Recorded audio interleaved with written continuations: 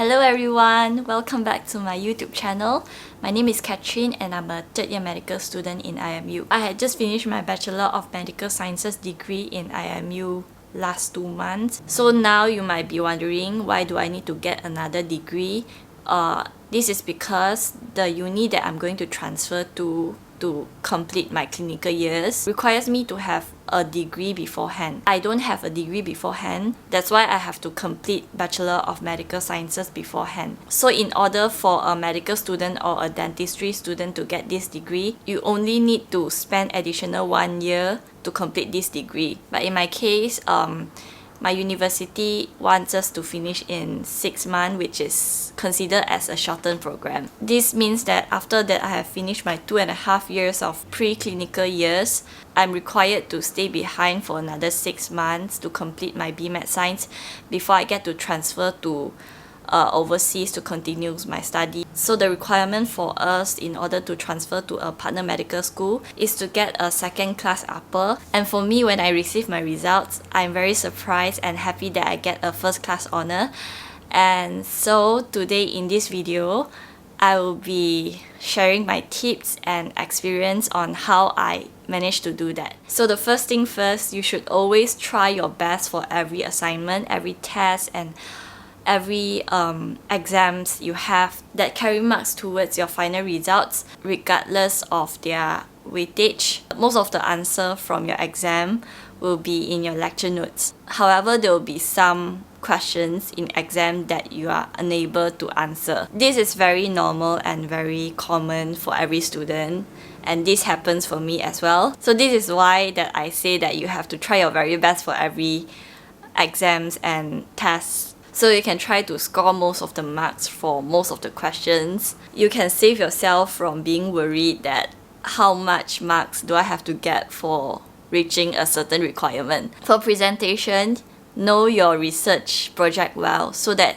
when the examiner asks you questions about your research project, you'll be able to answer them. And if you are like me, this is your first time doing a research, or this is your first time doing your presentation for your research, you can try to approach your supervisor and ask them what kind of questions does the examiner ask normally, so you will know what to expect in a Q&A session when you are trying to answer the questions being asked by your supervisor. In the meantime, you can also test your understanding for your own project. Until now, I still feel nervous when I'm giving presentation. So if you are facing the same problem as me, try to rehearse before your presentation. This will really help a lot. And if you like, you can also rehearse in front of your friend, in front of your family. The thing is, try to get feedback from them after you have given the presentation and try to improve yourself based on the feedback.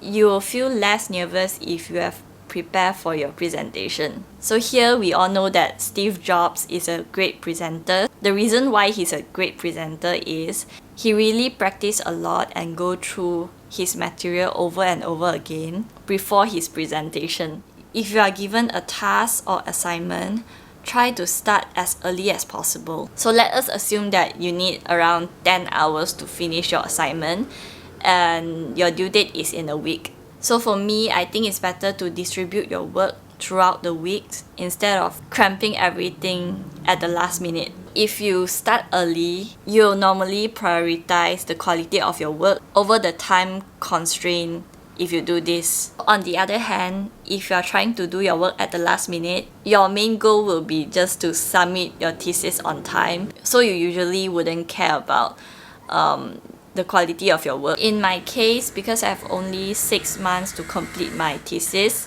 so I figured that I should start to write my thesis as early as possible because there are so many papers to read through, and it will also took some time for me to choose the right articles for me to use as a reference. If you guys have a lot of articles to manage, like let's say you guys download a lot of articles from the internet, you can use reference management software like Mendeley to manage your articles. It's free and it's really easy to use. I find it easier to go through a few papers per day rather than reading all of them in a day. So this is why I like to start my work earlier, and I also like to have more time to plan my work that suits my own pace, placing the quality of my work as my main priority. So depend on the duration you have to complete your course. Try to go through your academic calendar at the beginning of the semester and mark down all the deadlines on your personal calendar. Or you can also set reminders on your phone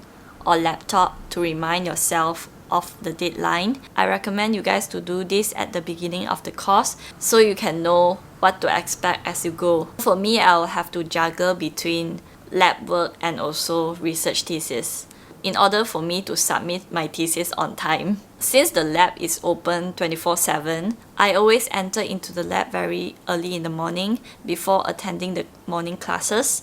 And in the afternoon, I'll focus on my thesis. I was trying to finish my lab work as soon as possible so that I can have more time for my thesis because it is one of the most important part of my degree and it carries a lot of marks.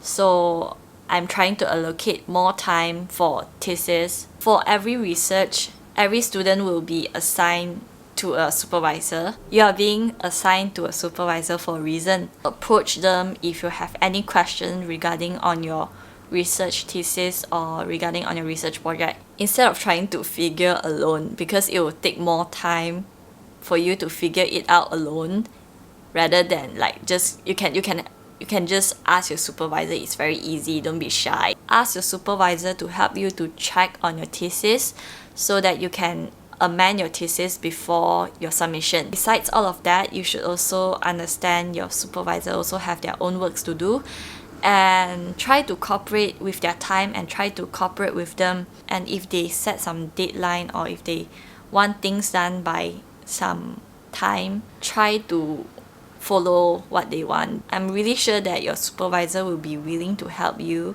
if you cooperate with their time. And yep, that's all for today's video. Thank you for watching and I hope you guys enjoy this video. And if you do enjoy my video, please leave a thumbs up down below. And also don't forget to subscribe to my YouTube channel. So thank you so much and I'll see you guys in the next video. Bye!